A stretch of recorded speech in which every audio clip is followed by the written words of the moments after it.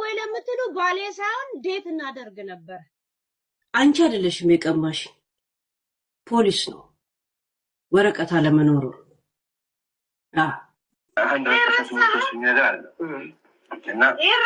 ብዙ ነገሮችን ክሎዝ አድርጋብኝ ነበር። ኢንተረስት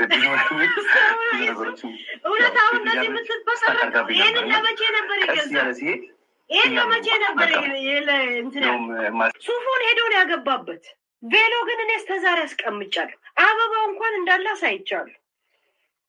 ለጌሜ ቀን ቬሎ ለብሼ እመጣለሁ። የእሱ ማስታወሻ ቤት ያለውን ሁላ መጥቼ እንዲደረድራለሁ። እፊታችሁ እያዩ ቬሎን ቆዳድጄ ጥለዋለሁ። እጅግ ብዙዎችን እያነጋገረ የመጣ አንድ ጉዳይ አለ። በቪዲዮ መግቢያ እንደተመለከታችሁት የኢሳያስ ማለትም ደግሞ የዘቢባ አሁን ባለቤቷ የልጆቿ አባት ፍቅረኛዋ የሆነውን ግለሰብ የኔ ባል ነበር፣ የኔ ፍቅረኛ ነበር፣ የኔ ሰው ነበር እያለች የምትናገረው ዩቲዩበሯ ሄለን እንደ አዲስ ሌሎች ታሪኮችን ማውራቷን ቀጥላለች። ይኸውም እንግዲህ ከሰሞኑ ዘቢባ ከልጆቿ እንዲሁም ከልጆቿ አባት ከሆነው ከኢሳያስ ጋር በአንድ መድረክ መቅረባቸውን አስከትሎ ነው እንደ አዲስ ዩቲዩበሯ ሄለን በመምጣት ህዝቦች ፍረዱልኝ በማለት የተለያዩ መልእክቶችን ያሰማችው። ብዙዎችም ከዚህ ቀደም ከሚሰጧት ኮመንቶች ለየት ባለ መልኩ እውነትም ሄለን የኢሳያስ ፍቅረኛ እንዲሁም ደግሞ በአንድ ላይ ኑሮ የነበራችሁ ሰዎች ነበራችሁ ወይ? እውነትም ፍቅር ነበረሽ ወይ? በማለት ብዙዎች ለሷ በማዘን በሚመስል መልኩ እጅግ ያሳዝናል እያሉ ግራ በተጋባ ስሜት ሐሳብ አስተያየት ሲያደርሷት ቆይተዋል። በሌላ በኩል ያሉ ሰዎች ደግሞ ሄለን ልክ አይደለሽም፣ እነዚህን ሰዎች ታያቸው፣ እውነት አንቺ የኢሳያስ ፍቅረኛም ሆነሽ አታቂም በማለት የተለያዩ መልእክቶችን ሲያደርሷት ነበር። ጠቅለል ባለ መልኩ ብዙዎችን ግራ ስላጋባው ይህ ክስተት እውነታው ስለሆኑ ጉዳዮች ነው በዛሬው መረጃዎቼ እማካፍላችሁ። እውነት ሄለንና የዘቢባ ባል ወይም ደግሞ ኢሳያስ ፍቅረኛሞች ነበሩ ወይ? ሁሉንም በዝርዝር እንዳስሰዋለን። ሰላም ጤና ይስጥልን ውድ ሀገሬ ልጆች፣ በተለያዩ ዓለም ሀገራት የምትገኙ በያላችሁበት ሀገር ሰላማችሁ ይብዛልኝ። ዛሬም አዳዲስ በሆኑ ጉዳዮች ብቅ ብለናል። ለዚህ ቻናል አዲስ ከሆናችሁ ሰብስክራይብ በማድረግ ሁሌም የምንለቃቸው ቪዲዮዎች እንዲደርሱ ይሁን። ቀጥታም ይዘን ወደ መጣ ነው ዝርዝር መረጃዎቻችን እናመራለን። እንግዲህ ዩቲዩበሯን ሄለን ብዙዎቻችሁ ታውቋታላችሁ ብዬ አስባለሁ። በዩቲዩብ ቪዲዮዎችን ትሰራለች፣ በመቀጠልም በቲክቶክም የተለያዩ ሀሳብ አስተያየቶችን ታደርሳለች ማለት ነው። ታዲያ እንግዲህ ቀደም ባሉት ጊዜያቶች ብዙዎቻችሁ እንደምታስታውሱት የዘቢባን የልጆቿ አባት አሁን ያገባችውን ግለሰብ ኢሳያስን በተመለከተ ብዙ ሀሳብ ትሰጥ ነበረ። ኢሳያስን እኮ እኔ ቀማኝ ፖሊስ ነው፣ መኖሪያ ፍቃድ ስለሌለው ነው፣ እኛ ከምንኖርበት ኖርዌይ ሀገር ሄዶ ኢትዮጵያ ዘቢባ አንቀባራ ስለያዘችው እዛ መኖርን ጀምሮ እኔን የከዳኝ እያለች ብዙ መልእክት ታስተላልፍ ነበር። ዘቢባንም በተለያዩ ጊዜያቶች ትናገራት ነበረ። ዘቢባ ካንቺ እኮ ምንሽንም አይፈልግም፣ አንቀበረሽ በሀገሩ በኢትዮጵያ እንዲኖር ስላደረግሽው የኖርዌይ የስደት ህይወቱን አምርሮ ጠልቶ ስለነበር እንግዲህ ኢትዮጵያ መግባቱን እንደ ትልቅ ነገር ነው የሚመለከተው። ዘቢባም አንቀባራ እየያዘችው ነው፣ እሷ ወንድ ብርቅ ሆኖባታል በማለት ጭምር ብዙ ንግግሮችን እንግዲህ ስትናገር ነበር ማለት ነው። ይህን ጉዳይ አስመልክቶ በፊት የምትናገራቸውንም ጉዳዮች አስመልክቶ እባክሽ ይችን ግለሰብ ተያት፣ ቅናት ነው ወይ? የተለያዩ ሀሳቦች ይችን ዩቲዩበር ያደርሷት ነበር ማለት ነው። እንግዲህ ታዲያ በቅርቡ ደግሞ ብዙዎች በሷን በኩል በዩቲዩበሯን በኩል በመሆን ሀሳብ አስተያየት እንዲሰጡ ስላረጋቸው ነገር ነው ዛሬ በስፋት እንግዲህ መረጃዎቹን እምሰጣችሁ ማለት ነው። እንግዲህ ዘቢባ ከባለቤቷ ከልጆቿ ጋር በመሆን ኢቢኤስ ቴሌቪዥን ላይ ቅዳሜን ከሰዓት ከነጸጊ ጋር ቆይታ አድርጋ ነበር። በቆይታዋም ስላላት ህይወት፣ ስለ ትዳሯ አጠቃላይ የተለያዩ ንግግሮችን አድርጋ ነበር። እነሱም ጉዳዮች በቲክቶክም ተቆራርጠው በመሄድ ብዙዎች ሲመለከቷቸው ነበር። ታዲያ አስቀድሞ ብዙዎችም ዘቢባ አሁንም እንግዲህ የልጆቿን አባት የትዳር አጋሯ የሆነውን ኢሳያስን አሁንም በጣም እያመሰገነችው ነው። ኢሳያስም ብዙ ነገር ስለሷ እየተናገረ ነው። ሄለንን ነው ማየት፣ ሄለን ደግሞ እነዚህን ቪዲዮዎች አይታ ምን ትል ይሆን እያሉ ብዙዎች እንግዲህ ሄለንን ነው ማየት በማለት ኮመንትም ሲያደርጉ ተመልክተናል። እንግዲህ ሙሉ ቪዲዮአቸውን ነው ሄለን ይህንን ጉዳይ ከተመለከተች በኋላ ለየት ባለ ሀሳብ የመጣችሁ ማለት ነው።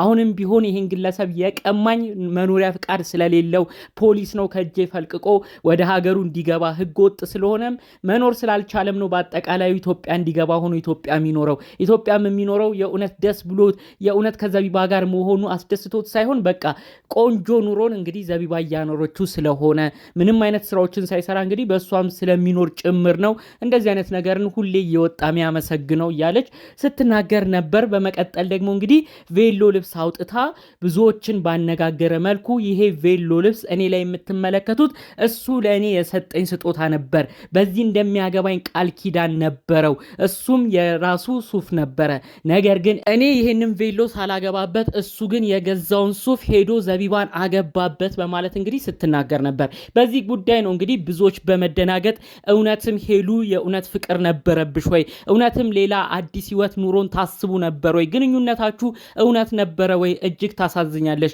ወይ? ፍቅር በጣም ከባድ ነው በማለት እንግዲህ ብዙዎች በሄለን ቦታ በመሆን ደግሞ እንደ አዲስ ሰዎች ግራ በመጋባትም ጭምር ኮመንት ሲያደርጉላት ተመልክተናል ማለት ነው። እንግዲህ ይህን ጉዳይ አስመልክቶ ሌሎች ሰዎች ደግሞ በዘቢባ በኩል ያሉ ሰዎች የለም ይሄ ልክ አይደለም የምትናገረው ዩቲዩበሩ አሁንም ሌላ ሀሳቦችን ነው እንጂ የእውነት ግንኙነት የላቸውም ሲሉ ነበር። ይህን ጉዳይ በተመለከተ ጠቅለል ባለመልኩ ሁለት ዋና ነጥቦችን ነው የምነግራችሁ። እንግዲህ ዩቲዩበሯ ሄለን የተገዛውን ቬሎ በዛ ቪዲዮ ያሳየችውን ቬሎ ከኢሳያስ ጋር እጋባበት ነበር እቅድም ነበረኝ ብላ ያሳየችውን ቬሎ አሁን በቀጣይ ሳምንት የቲክቶክ ላይቭ አላት። እዛ ላይቭ ላይ እንግዲህ መጨረሻ ጌሟን ከተጫወተች በኋላ እንደምትቀዳድደውና ከእንግዲህ ስለነዚህ ሰዎችም እንደማታወራ ጭምር ነው ቃል ኪዳን የገባችው። በዛ ወቅትም ሰዎች መጥተው ያንን ይፋ የምታረግበትን ቀን እንዲመለከቷትም መልእክት ስታስተላልፍ ነበር። እንግዲህ ይህን ጉዳይ አስመልክቶ ሁለት ዋና ሀሳቦች ናቸው እንዳልኳችሁ ልነግራችሁ የመጣሁት።